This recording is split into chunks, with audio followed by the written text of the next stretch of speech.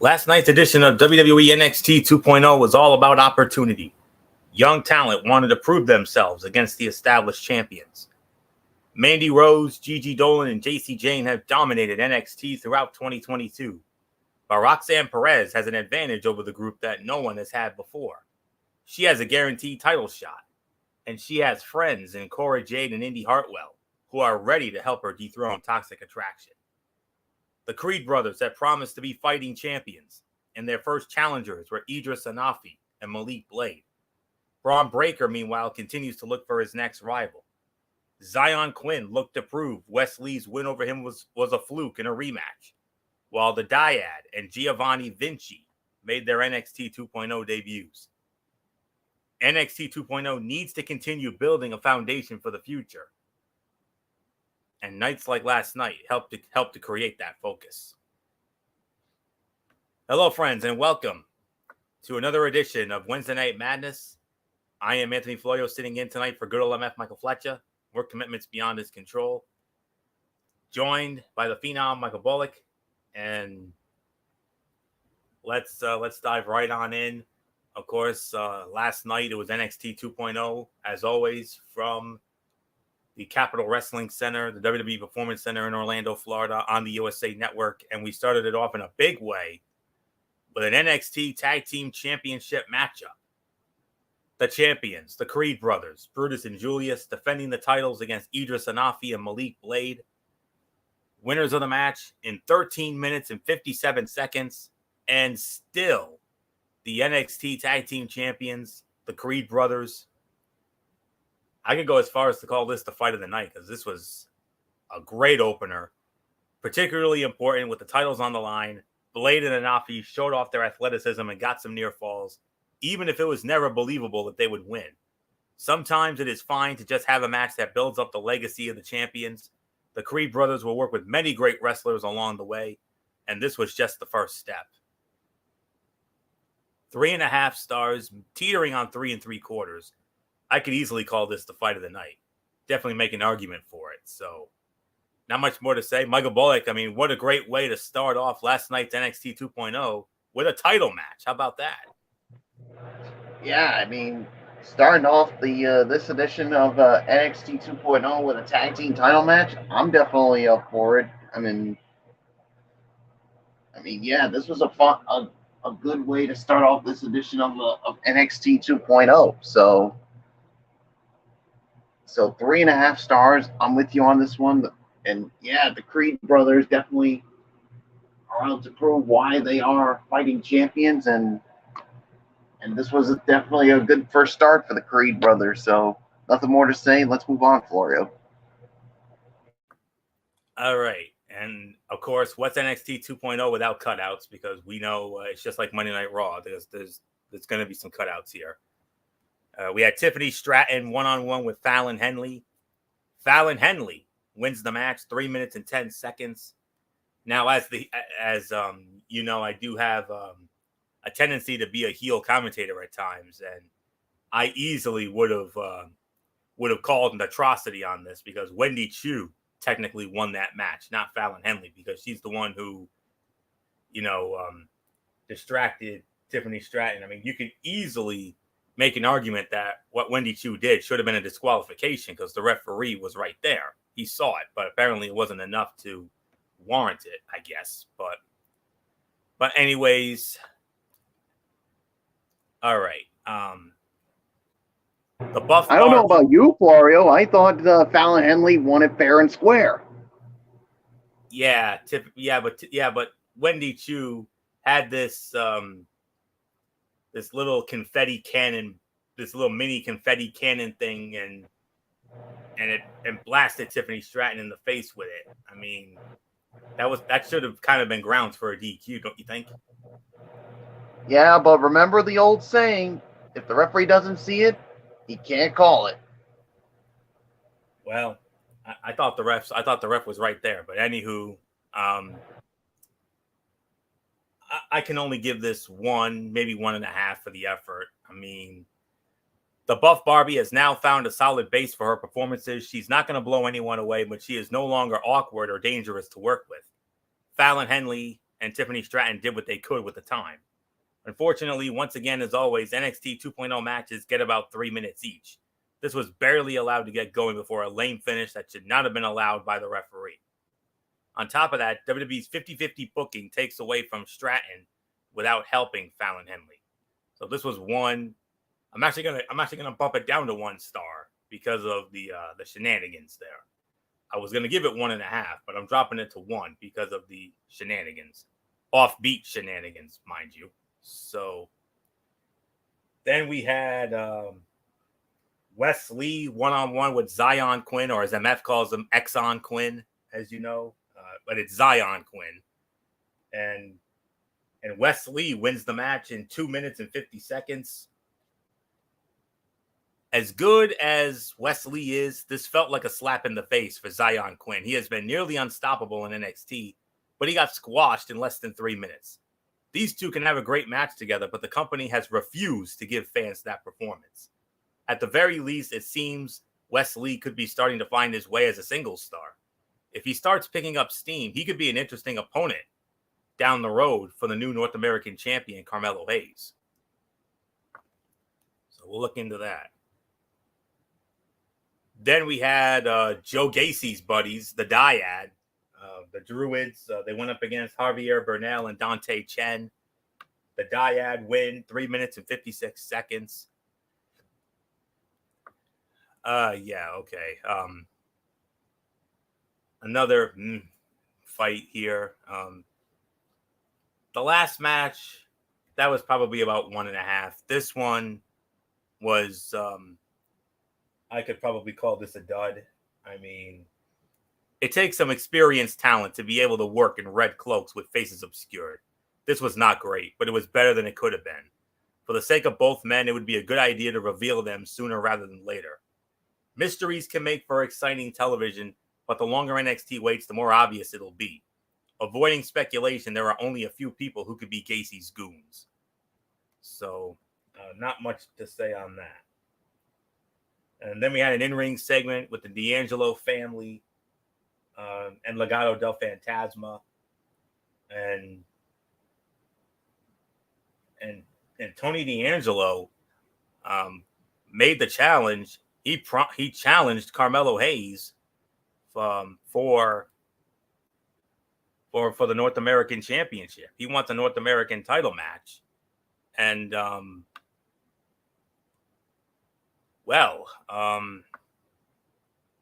Michael Bullock, what can you say? I mean, there was a lot going on in this segment, which made it better. And Tony D'Angelo, he wants the North American Championship.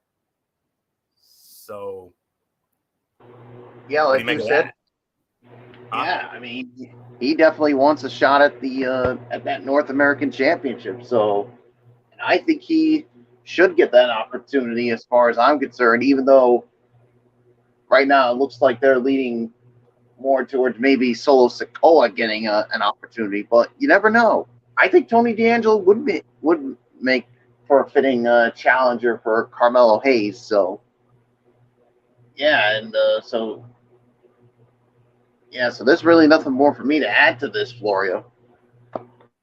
Yeah, like I said, there was a lot going on in this segment that made it better. Tony D'Angelo and Santos Escobar's hate for one another runs deep, and the Emperor is clearly far from broken yet. He is just waiting for his next opening to betray the family. While heel versus heel has been too frequent in NXT lately, Melo can get the crowd behind him without hesitation. He is inherently likable and will push Tony D'Angelo to one of his best matches to date. And it was also an awkward segment to watch with the knowledge that Troy Two Dimes Donovan was reportedly released from the WWE on Monday. So that's definitely something else we got to think about. Then, all right, you're thinking with the next match, Braun Breaker defending the NXT Championship against Duke Hudson. You would think these two would have a fairly decent match. No, it ended up being a delicious squash. Braun Breaker made quick work of Duke Hudson and beat him in 46 seconds to retain the NXT Championship. But what happened after the match, though? Oh, Cameron Grimes. It's looking like this could. I mean, it might have been a bit of a. I think it's a slow burn to a possible heel turn for him. Cameron Grimes called Bron Breakker's success nepotism, and then challenged him for an NXT Championship match at the Great American Bash on July 5th. While Breakker versus Hudson was a complete squash, it was very intentional. Hudson had already pushed the champion in a previous match and had kept goading him until he got what was coming to him. What mattered more here was Cameron Grimes' impassioned promo. It makes sense that he would go after the NXT champion after losing the North American Championship. He wants to win for his father, no matter what it takes. This will be a special main event to watch, and possibly the best title defense of Breakker's run so far. I mean, and it all started in catering when Bron Breakker tried to cheer up Cameron Grimes, who was not interested. And then Duke Hudson taunted Bron Breakker into giving him a title shot. And then you noticed Idris Anafi and Malik Blade were ready to leave for the club, and Cameron Grimes stopped them. And he told both men, especially Anafi, that they needed to be hungrier to succeed.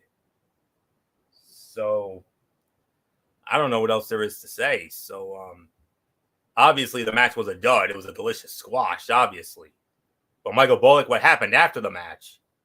Whoa, Cameron Grimes, Bron Breakker, NXT Championship, Great American Bash. I know that's something you'd be interested in, as am I.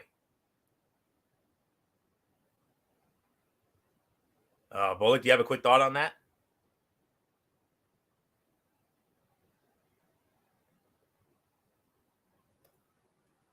All right. So, we'll just leave it at that. So, then it was the debut of Giovanni Vinci. Giovanni Vinci against Guru Raj. Giovanni Vinci wins in 2 minutes and 55 seconds. I mean, and let me tell you, Giovanni Vinci is Fabian Eichner. Let's not forget that. That's Fabian Eichner. The former Fabian Eichner is extremely talented, but this gimmick did little to breed confidence in him as a single star. He is just a strong European talent, a gimmick that is plentiful on the main roster. The only difference is that he is Italian, but that did not play out at all in the match. Hopefully, Vinci will find his stride with this and will be able to show more character. His main issue is that he needs an injection of charisma. Give him a manager, and he will do just fine. So that was a dud. Then we had Carmelo Hayes, the North American champion, and Trick Williams squaring off against Channing Stacks Lorenzo, Troy Two Dimes Donovan. Carmelo Hayes and Trick Williams win the match, 4 minutes and 22 seconds. I'll give this about 2.25, 2.5 for the effort. I mean, it was a fun little sprint. The A champion carried this match, seemingly almost too big for the contest. He pushed the younger stars to be better while showcasing his tag team chemistry with Trick Williams. This result was more important to the continued struggles of integrating Legado del Fantasma into the family than building toward Tony D'Angelo's match with Carmelo Hayes. With Two Dimes on his way out, though, the family may be forced to come together. So I'll give that about 2 to 2.5 for the effort. Fun little sprint. I'm sure you feel the same way there, Michael Bullock, in regards to this matchup here. Yeah, I feel the same way when it comes to this, man. Yeah. So with that, let's move on to the main event of the evening. 6-woman tag team matchup. Toxic Attraction, the NXT Women's Champion Mandy Rose, Tag Team Champions Gigi Dolan and JC Jane versus Indy Hartwell, Roxanne Perez, and Cora Jade. Winners of the match in 13 minutes and 51 seconds. Roxanne Perez, Cora Jade, Indy Hartwell, and it was Cora and Roxy. Roxy actually scored the winning fall on Gigi Dolan. So not much more to say. Michael Bullock, I mean, obviously the other big fight of the night here, the second best fight of the night on this show. I thought that tag team match was just a smidgen better, but this was just as good with the expected outcome, with the baby faces going over, and now Roxanne Perez, her quest to get to Toxic Attraction took a big first step. Yeah, this is a big first step for her, and yeah, this to me was the second best fight of the night. I'll give it about maybe 3.25. I'm leaning more towards 3.25 when it comes to this. I mean, the outcome to me was never in doubt. I mean, you knew the babyface team was going to get over on Toxic Attraction, and judging by the way, I mean, and I still think what I think is going to happen here, Florio. I think Roxanne Perez is going to, I think, challenge Mandy Rose for the NXT Women's title, and I think Indy Hartwell and Corey are going to challenge Gigi Dolan and Jane for the NXT Women's Tag Team titles. And if that match happens, I'm going to make a bold statement. I think all three of them are going to end the reign of Toxic Attraction. I mean, because to me, I think, and I don't know how you feel about this. I think Gigi Dolan and JC Jane should have lost the titles when they were facing Katana Chance and Keaton Carter. But obviously that didn't happen. But I think this is the time they do it here. So that's all I got to say on this one. 3.25 stars. It's yours. Yeah, 3.25 stars for that. All right. Toxic Attraction have run their course in NXT in their current form, but everyone made the most of the spotlight here. It was formulaic and occasionally sloppy, but clearly showcased why Cora Jade, Roxanne Perez, and Indy Hartwell are interesting challengers for the heel faction. Indy Hartwell has the strength, while Cora Jade and Roxanne Perez have the speed.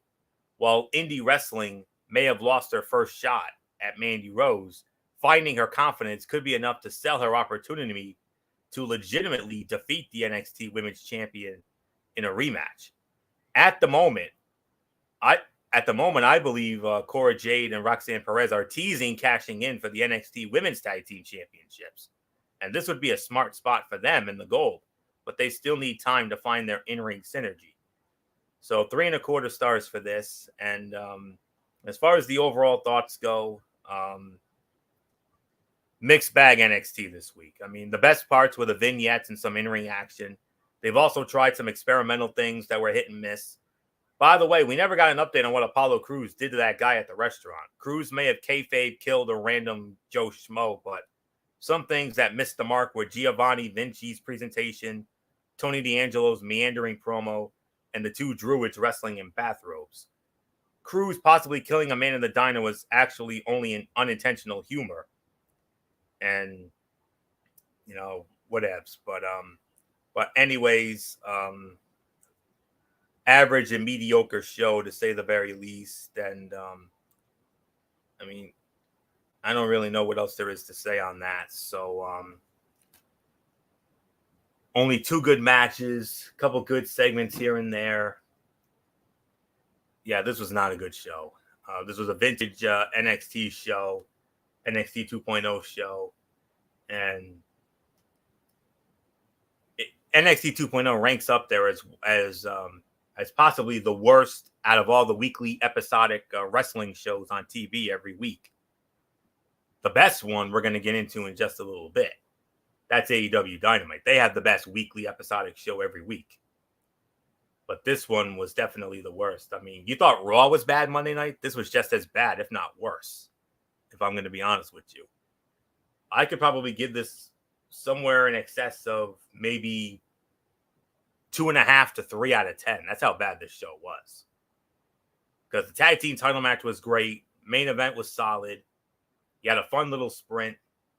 And everything else was whatever. So So 2.5 to 3 out of 10. This was not a good NXT 2.0. And Michael Bullock shows like last night are the reason why, in my opinion, NXT 2.0 is the worst of the weekly episodic wrestling shows on TV week in and week out. Yeah, I'm with you on this one. I mean, this was worse than what we saw on Monday Night Raw. They made, I mean, Monday Night Raw looked. I mean, this almost looked like this was a perfect 10. I mean, because that's how bad this NXT 2.0 was. I mean, yeah, you had a couple good matches and a couple good segments, but everything else was just, ugh. Yeah, so I'm not going to waste any more time on this crap. So there's really nothing more to say except now let's get into the good stuff, which is AEW Dynamite. Oh yeah, we've had enough bad this week. It's about time. It's about high time we started getting into some good around here. And yeah, especially after what happened Monday night with a bad Monday Night Raw, and of course what happened in Game 5 on Monday night. Banner night, huh? Yeah. Said no one. Yeah. Except for Golden State Warrior fans, of course. But anyways, let's get into this. As it was AEW Dynamite Road Rager from the Schaefertz Arena on the campus of the University of St. Louis. And we started it out with the hair versus hair match. Chris Jericho versus Ortiz. Winner of the match in 11 minutes and 45 seconds. Chris Jericho wins the match after Sammy Guevara, disguised as Fuego del Sol, took out Ortiz.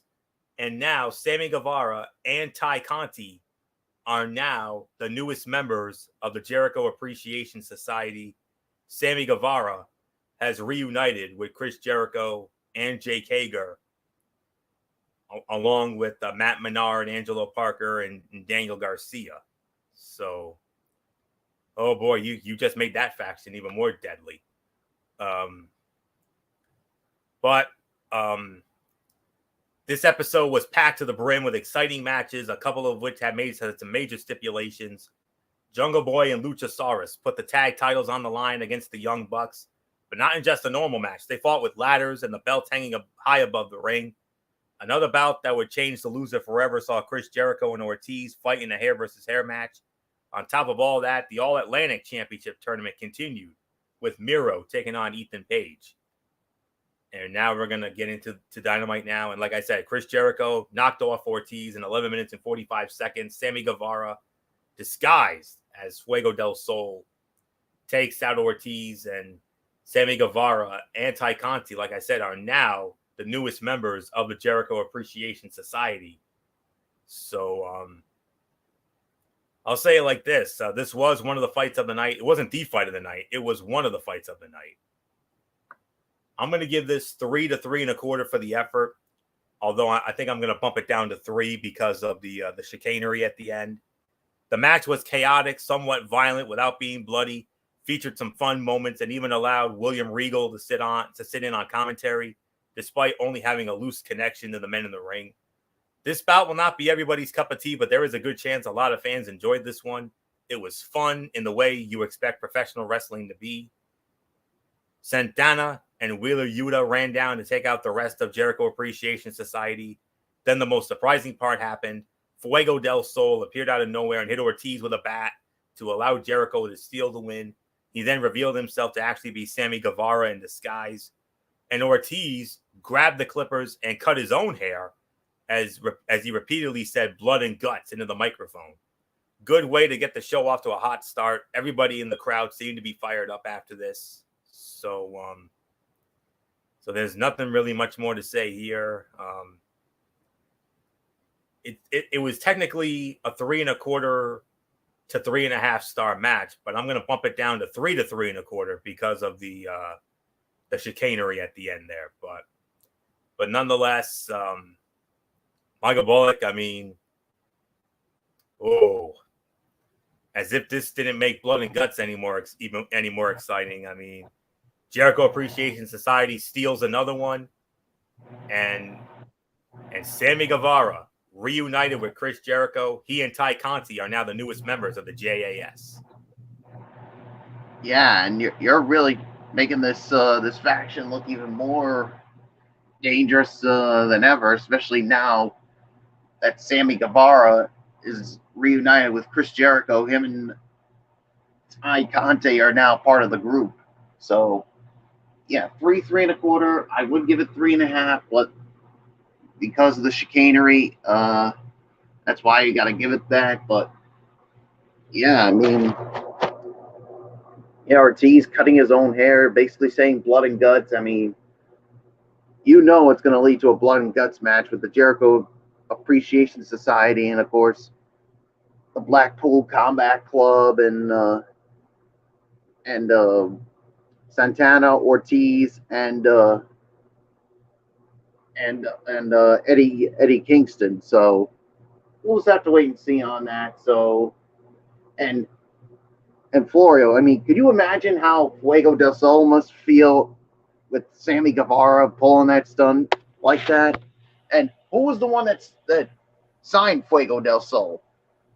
I believe that was Sammy Guevara. Fuego del Sol right now is gonna be like, what the F, you son of a bitch. I mean, I thought you were my friend. I thought you were my friend, and you go and pull this crap? I thought I knew you, man. You know Fuego del Sol is going to probably demand answers from the Spanish God. Well, if I was Sammy Guevara and Fuego said that to me, I would say, "You think you know me? You don't." Yeah, like what Edge said when he was once part of the Judgment Day. So he never did. So yeah. There's really nothing more for me to say. 3.25 for me. Let's move on. And we move on to our cool down fight of the night. This was the worst fight of the night, hands down. Wardlow against 20 Gestapo security guards in an elimination match. And Wardlow easily won it. We're not even going to waste time on that. The only thing that we can say about this, and I know Bullock will agree with me on this, seeing Wardlow beat up on Gestapo security guards is big fun every week. So, yeah, I couldn't have a nicer group of ham and egg jabronis. So, yeah, that's what all those security guys are. Nothing more than a bunch of ham and egg jabronis. Yeah. Yeah, they're not even real security guys. They're just guys that are looking for their 15 seconds. They're probably looking for their 15 seconds of fame. Oh, they got it all right, but not in a good way. They're what's known in the wrestling business, Bullock, as plants. That's what they're called. So, there was no drama. It was just Wardlow destroying the guards. That's all there is to it. So, absolute dud. But this ranks up there as one of the most delicious squashes I've ever seen. So, that's all there is to it. But this, here we go. The brand new IWGP United States Heavyweight Champion Will Ospreay, one-on-one with FTR's Dax Harwood. Will Ospreay wins the match, 13 minutes and 40 seconds. Michael Bullock, what a fun-ass match. Woo.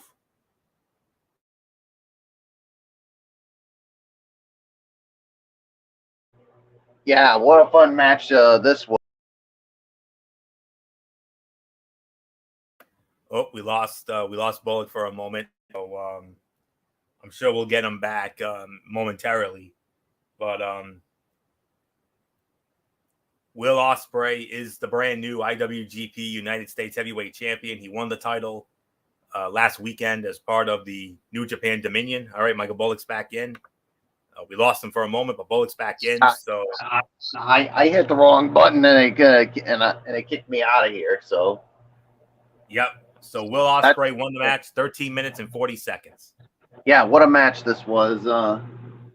I'll go as far as to give this about 3.5 to 3 3/4, maybe teetering on 4 stars. I mean, what a match this was. I mean, this is my first time seeing Will Ospreay in action, and man, this now I can see why many people who are fans of New Japan Pro Wrestling are high on this guy. And when you put him in the ring with someone like Dax Harwood, I mean that has a chance to be something good.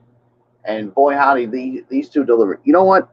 I'm gonna give it 3.5 to 4 because that's how good this match was, as far as I'm concerned. So, yeah, and who knows what's gonna be going on with the certain sides when it comes to the Forbidden Door pay-per-view. So, nothing more to say. Florio, it is yours. Well, Bullock, I can help you out with that because it was announced that at Forbidden Door, Will Ospreay will defend the IWGP United States Heavyweight Championship against the returning Orange Cassidy. Ooh, that's got potential right there. That could be a good one. Yeah, especially after that little face-to-face they had. Indeed. And of course, next week, Will Ospreay and that Aussie group, they're going to be going up against Orange Cassidy, Trent Beretta, and Rocky Romero, the Roppongi Vice. They're going to be in a 6-man tag next week. So, but what a matchup here. Michael Bullock absolutely nailed it on the head. I'm going to pull the trigger and give it 4 stars. This was, oh my goodness. It felt like, let me say it like this, like Ortiz and Jericho, they did not waste time with wrist locks and simple takedowns. These guys were going for whatever they could do to inflict as much damage as possible right away. It felt like both men relied heavily on their striking ability, which might be a bit foreign to Harwood since he focuses so much on technical wrestling in his tag team matches. There was still great technical ability on display, but it had more to do with how moves were executed than the types of moves we were seeing. This was entertaining from start to finish and had several different crowd chants during its duration. The crowd bought several near falls as potential finishes until we finally saw Will Ospreay score the win with a running elbow. So, absolutely fantastic match. And that's all there really is to it. So, let me say it like this. It was kind of cool to see the Rev Pro title in AEW during Ospreay's entrance. Harwood had his 2 tag belts with him. So AEW had titles from 3 other promotions all featured on television during this one match. Some of the chops Dax Harwood hit literally echoed in the arena. Excalibur did a really good job summarizing why the New Japan titles used the IWGP acronym in a short amount of time. The dropkick that sent Harwood into the steel steps was nuts. And then Will Ospreay rolled out of the way of the flying headbutt just slightly too early, so it looked like Harwood jumped knowing nobody would be there to take the hit. But, man, what a match. Then we had the face-to-face confrontation. Jon Moxley and Hiroshi Tanahashi. They will battle for the interim AEW World Heavyweight Championship in the main event of Forbidden Door on the 26th. And then they were interrupted by Chris Jericho, Sammy Guevara, and Ty Conti. And that's when Chris Jericho announced that Guevara and Conti are now the newest members of Jericho Appreciation Society. But there was more. The rest of the group came out: Hager, Parker, Menard, Garcia, and they beat down Moxley and Tanahashi, but also Lance Archer and Desperado from Suzuki-gun. Oh man, I wish MF was here because MF knows these guys inside and out. Because we all know MF follows New Japan Pro Wrestling very religiously. We all know that. And I know MF would most assuredly would have had a lot to say about that. But wow. And this just devolved into a fight with as many people involved as possible. Everything interesting that happened was between Mox and Tanahashi. Everything else kind of felt excessive, but man, definitely a lot of interesting stuff came out of that. Then we had another qualifying match in the All Atlantic Championship. It was Miro versus All Ego Ethan Page. And Miro wins the match 9 minutes and 25 seconds. He now joins Pac as two of the four men who will battle for the All Atlantic Championship at Forbidden Door. And next week on Dynamite, Penta Oscuro will go one-on-one with Malachi Black, and then we'll have the New Japan representatives go at it. And we all still knew Miro would win because he just recently made his return, but the level of competitiveness in this bout was a welcome surprise. The Redeemer was able to secure the win with his trademark submission. And it doesn't matter what Miro does right now. The crowd loves him. So he is going to get babyface pops everywhere he goes. And it was nice to see Ethan Page portrayed as a tough competitor instead of seeing AEW feed him to Miro as an easy win. And watching Miro punch Dan Lambert was very satisfying, to say the very least. So, very satisfying to me, even more. Absolutely. Especially after what Dan Lambert did to Miro at a weekend stage. I'm like, I would love to see Miro either kick or punch the head off of this another Hammond-Ager jabroni. Indeed. 3 to 3.25 stars for this. So not much more to say here. Michael Bullock, I mean, Miro, no surprise he wins. He now joins Pac. And then we'll await to see Penta Oscuro or Malachi Black. They'll go at it next week. And then we'll see who comes out of the New Japan side of things. But all I know is that 4-way match to crown the inaugural All Atlantic Champion at Forbidden Door is going to be one of many bangers on June 26th at the UC in Chicago. It's going to be a lot of good matches on this, but this definitely will be one of them. So yeah, I mean, what did you give this match, Florio? I gave it 3 to 3.25.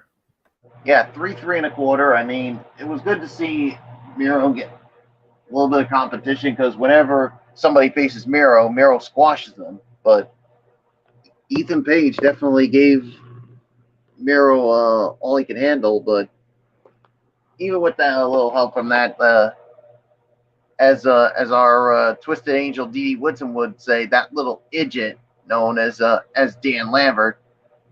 Yeah, that one's for you, D.D. Woodson. I mean, I was like, please, I really hope Miro either kicks or punches this guy's head off, because as many of you all know, I cannot stand that Hammond-Ager jabroni Dan Lambert, who is so annoying. Somebody needs to get me a Bullock. I've had to endure that scumbag a lot longer than you because he was pulling this same BS in Impact Wrestling years ago.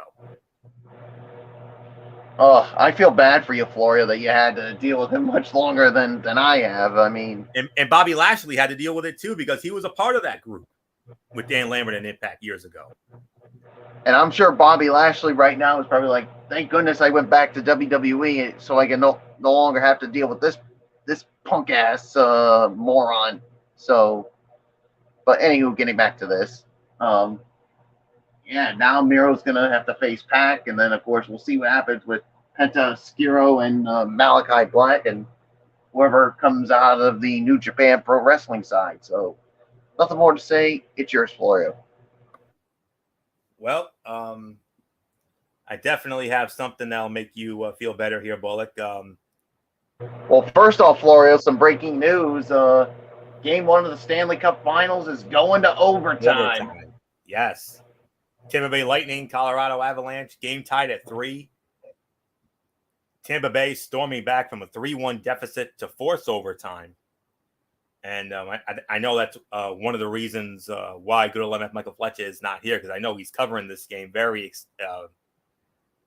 extensively. And and I certainly don't blame him. And I'm sure he's going to have a lot to say tomorrow night when we formally preview the series tomorrow night on TXN Sports World. And we got a couple of other things that we're going to address on that show as well, and we'll address that at the end of the show. But for right now, next on the fight card, it was Toni Storm, one-on-one with Dr. Britt Baker, DMD, of course, Rebel and Jamie Hayter right behind Dr. Britt as always. Winner of the match in 7 minutes and 35 seconds.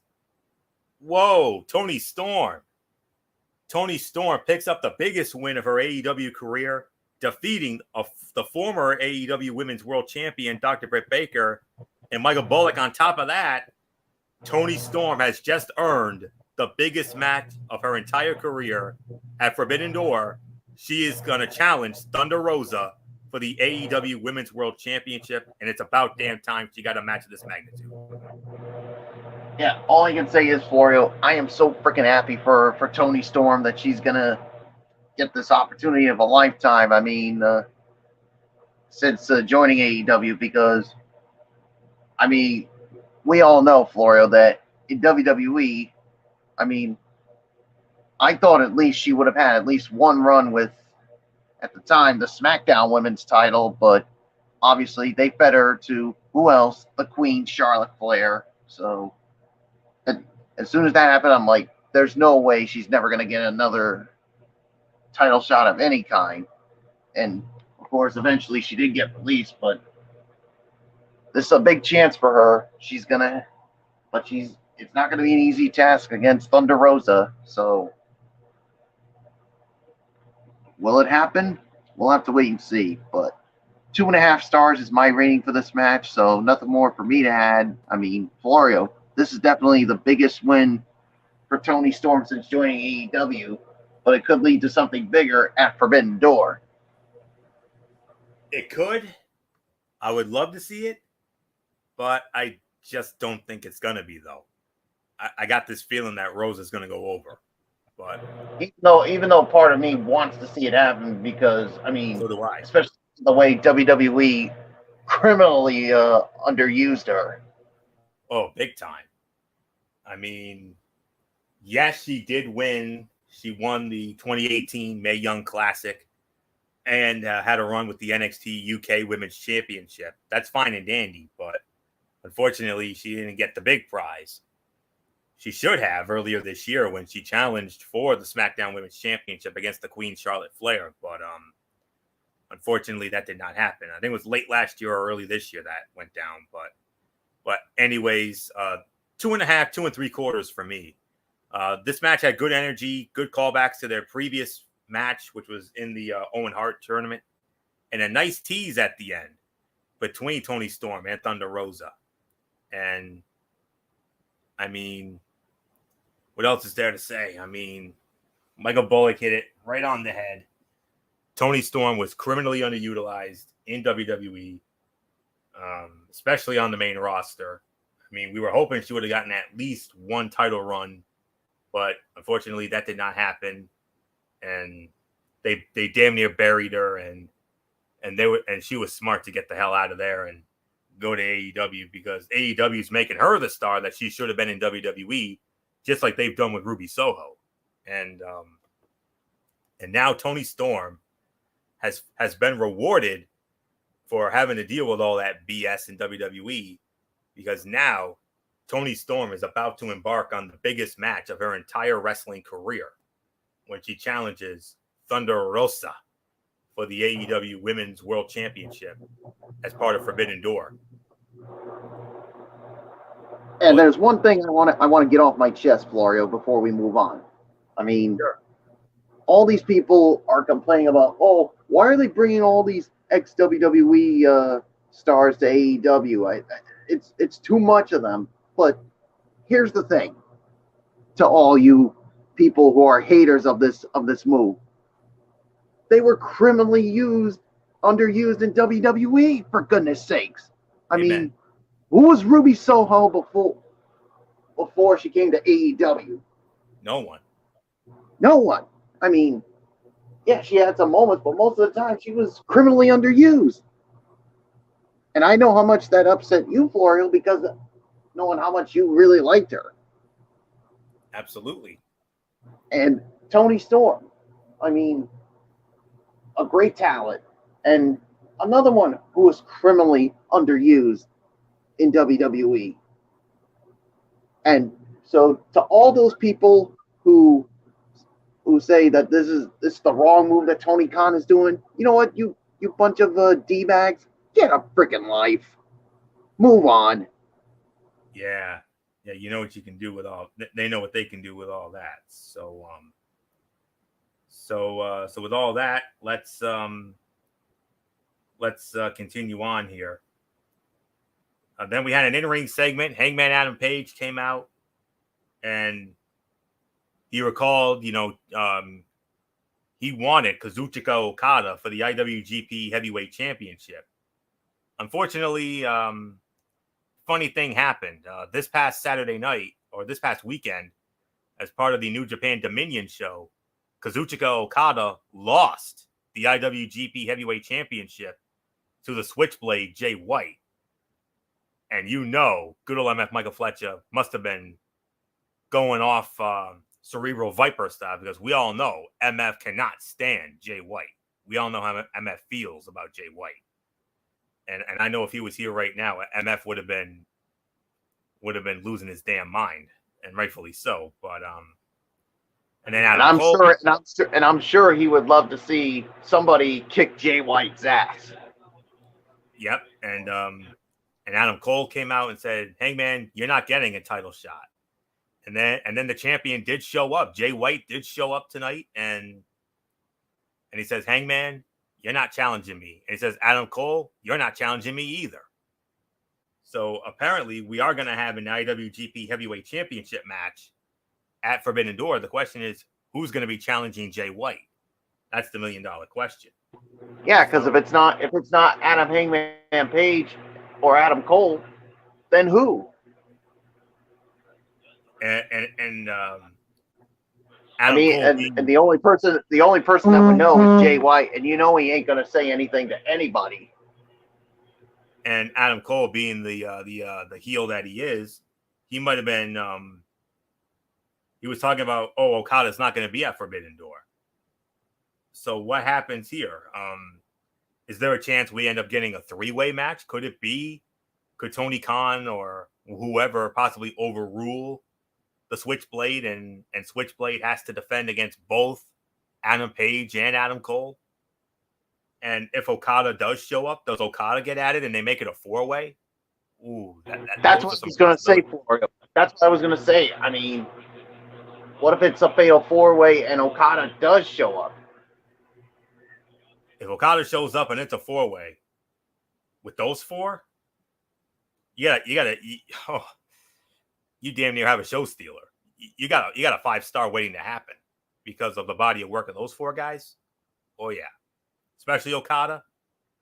I mean, oof. Bullock, I know you've never seen Okada wrestle, but if the opportunity presents itself and the stars align and you get to see the Rainmaker, whew, that's all I can say. I mean, wait till you see the Rainmaker. I've seen him a couple times. I mean, I saw his legendary matches with Kenny Omega in New Japan on YouTube and whatnot. MF hooked me up with the links to those, and all I can say is Okada is the man's not human. That's all I'm gonna say right now. So I'm hoping that the Rainmaker will show up, because I want to see the Rainmaker. I really do. And Bullock, you're going to be in for one hell of a treat if Okada does show up, because let me tell you, he is a stud.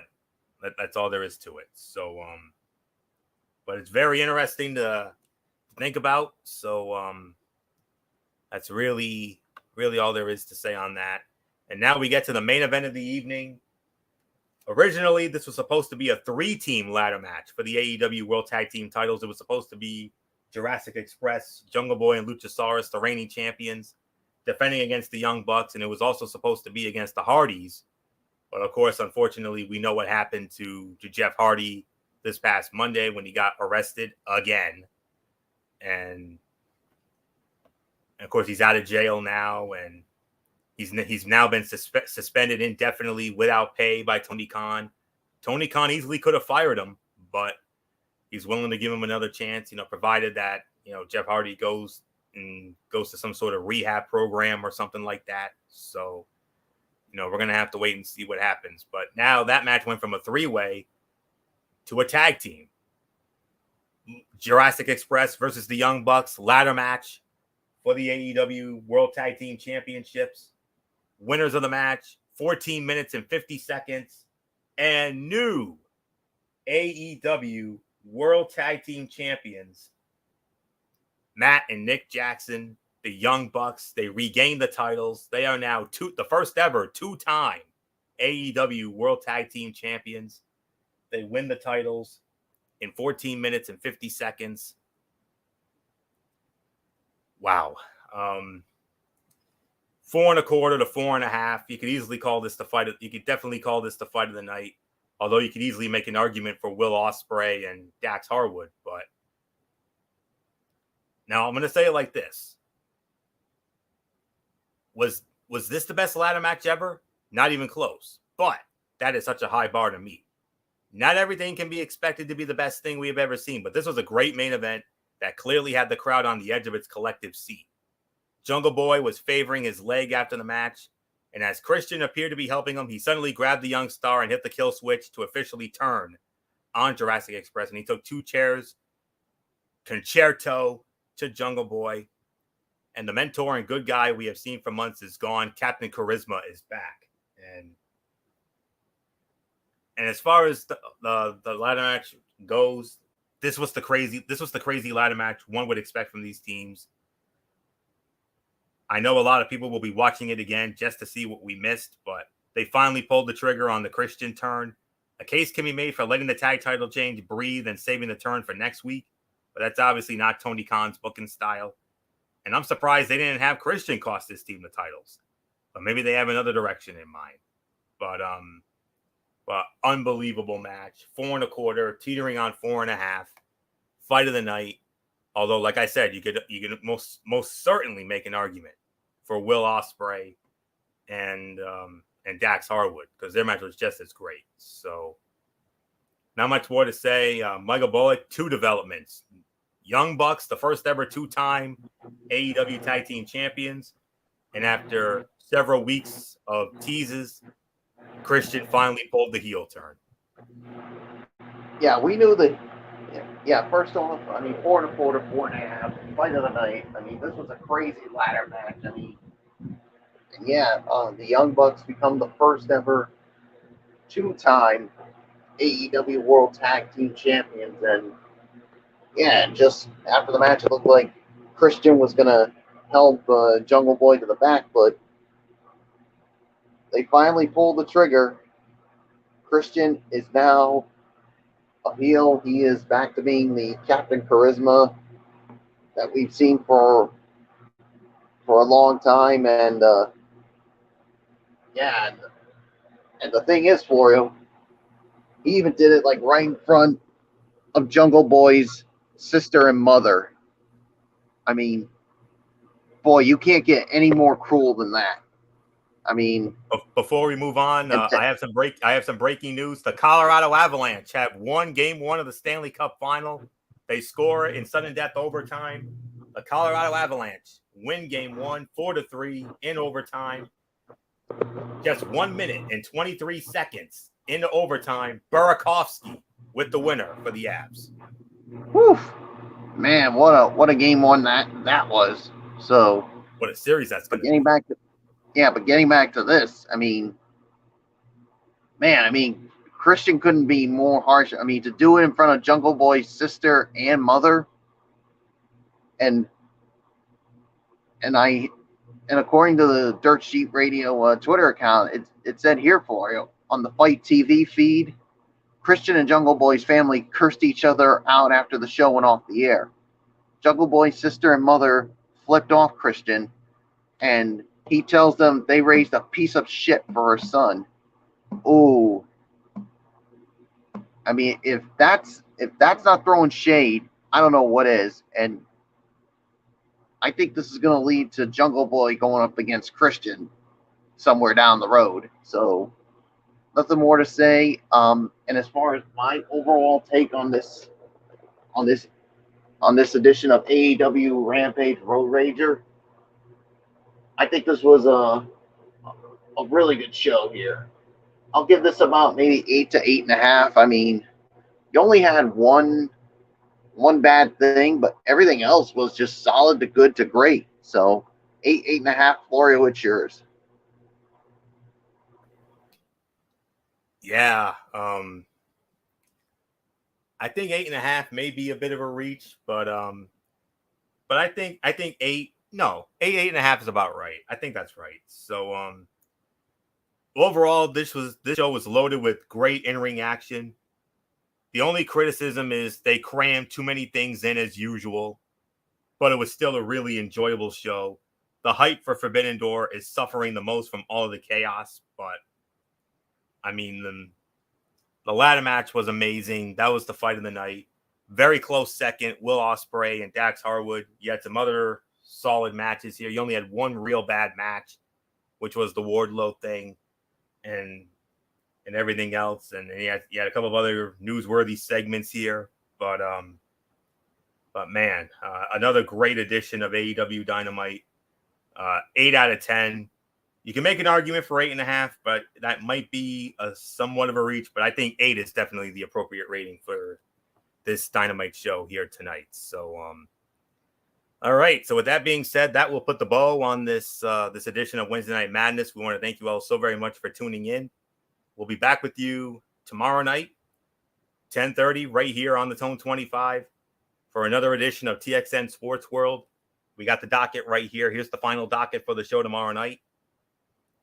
Bruce Cassidy has a new coaching job. We'll tell you where he's going to be the new head coach next season. Also, the 2023 Army-Navy game. Wait till you hear where this is going to go. Wait till you hear where this game is going to take place in 2023.